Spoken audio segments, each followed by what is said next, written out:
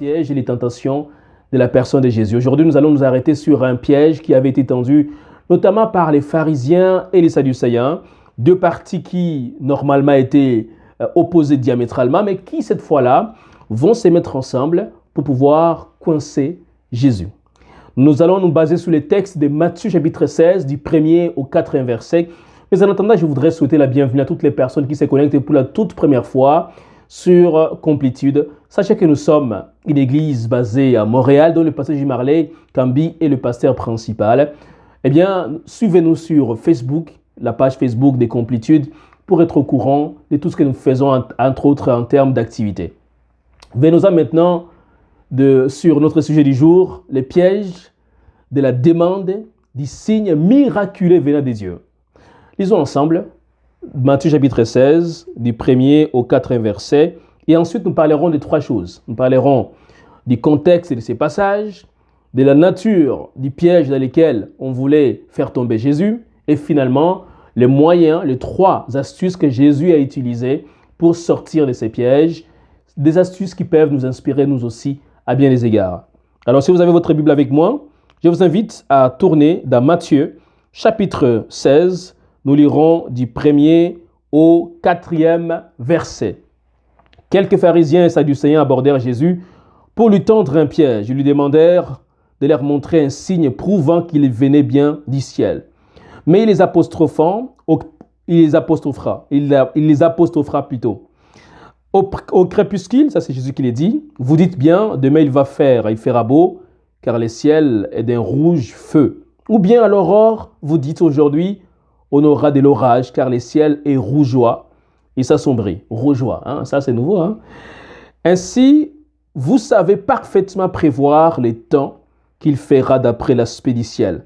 Mais vous êtes incapables d'interpréter les événements actuels et de discerner en quel temps vous vivez. Quelle race perverse! Elle tourne le dos à Dieu, mais elle réclame de lui des signes et des miracles. Un signe, il n'en sera pas donné d'autre que celui du prophète Jonas.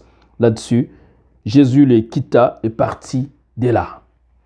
Ce texte de Matthieu chapitre 16, versets 1 à 4, s'inscrit dans un contexte particulier. En effet, Jésus, au chapitre 15 de Matthieu, vient de faire un grand miracle. Il vient de nourrir 4000 hommes, plus précisément, sans compter les femmes et les enfants.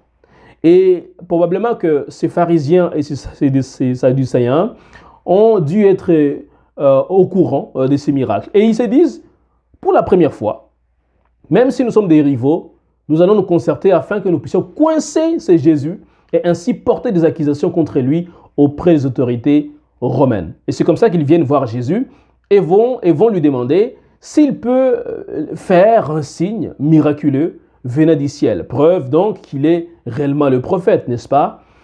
Et c'est là les pièges. Parce que si Jésus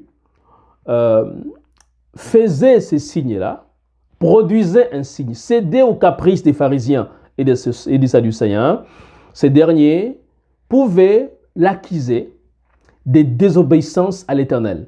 Qu'est-ce qui me fait dire ça? C'est parce qu'ils se sont basés sur Deutéronome chapitre 13, du 2e au 6e verset, où il est écrit, je vais vous lire rapidement effectivement ces passages parce que c'est très intéressant. Peut-être un prophète paraîtra-t-il un jour parmi vous, ou un visionnaire qui vous donnera un signe miraculeux, ou vous annoncera un prodige. Si les signes ou le prodige annoncé s'accomplit, et s'il vous dit, allons suivre notre Dieu, que vous ne connaissez pas, et rendons-leur un culte, vous n'écouterez pas les paroles de ces prophètes ou de ces visionnaires. Car l'Éternel, votre Dieu, se servira de lui pour vous mettre à l'épreuve, afin de voir si vous l'aimez réellement de tout votre cœur et de tout votre être. Donc, ici, l'enjeu est principal et central. Si Jésus fait les miracles, ces gens vont dire, vous voyez, il a fait les miracles, c'est-à-dire qu'il est probablement celui dont Moïse avait dit dans Deutéronome chapitre 13, qu'il est donc le visionnaire, le prophète qui fera un signe, mais qui ensuite entraînera le peuple à la désobéissance. Oui, effectivement, parce que rappelez-vous, pour les pharisiens et les sadducéens, Jésus était un désobéissant, était un ennemi public. Pourquoi? Parce que d'après eux, Jésus entraînait les gens à désobéir aux traditions des anciens, disait-il dans Matthieu chapitre 15, verset 2. Il amenait le peuple, notamment ses disciples, à ne pas obéir aux traditions des anciens, notamment les sabbats. Donc si Jésus fait les miracles, c'est-à-dire qu'il est vraiment celui dont Moïse avait dit, et comme il désobéit aux commandements établis par les anciens, comme il ne respecte pas les sabbats, en disant qu'il est plus que les sabbats, eh bien, c'est qu'il est vraiment le faux prophète dont Moïse avait prophétisé. Et vous savez, la sentence qu'il encourait, lisez avec moi le verset 6. C'est très intéressant. Le verset 6 dit ceci. Quant à ces prophètes ou ces visionnaires, il sera puni des morts pour avoir prêché la désobéissance à l'Éternel votre Dieu, qui vous a fait sortir d'Égypte et vous a libéré de l'esclavage. Donc Jésus pouvait être mis à mort si il accomplissait ces signes-là. Et heureusement, il ne l'a pas fait. En revanche, si Jésus refusait de faire ces signes, les pharisiens et les sadducéens allaient dire au peuple, vous voyez-vous, vous dites qu'il est prophète venant des dieux, alors qu'il est même incapable de produire un signe. Et ainsi, ils auraient pu trouver en cela un motif pour discréditer Jésus, jeter un discrédit sur la réputation de Jésus aux yeux du peuple. Alors, comment Jésus va-t-il faire pour s'en sortir? Voyez-vous, dans la vie, nous allons faire face à ce genre des choses. Il y aura des personnes qui voudront nous voir tomber, chuter et mourir même, physiquement et spirituellement. Vous n'avez aucune idée du nombre de personnes qui veulent vous voir tomber, qui veulent vous voir mourir, qui veulent vous voir être écartés, disparaître même. Vous n'avez aucune idée. C'est pour cela qu'il faut faire attention, mes amis. Il faut faire très attention. Ne pas parler à n'importe qui, ne pas vous confier à n'importe qui, ne pas ouvrir votre maison à n'importe qui, parce que vous ne connaissez pas le cœur des gens. Le cœur de l'homme, nous dit Jérémie, est tortué. Plus que tout, il n'y a que Dieu seul qui connaît ce cœur-là. Alors comment Jésus va-t-il faire? Jésus va refuser de répondre à leur demande. Au lieu de répondre par le miracle ou de ne pas faire le miracle, Jésus va plutôt s'attaquer frontalement à ces chefs religieux, à ces pharisiens, à ces sadducéens, en leur disant que c'est étonnant que vous êtes à mesure de discerner les signes météorologiques. Vous dites aujourd'hui il va faire beau, demain il va neiger, ainsi de suite. Ça je paraphrase. Hein. D'ailleurs, il neige actuellement, c'est pas évident.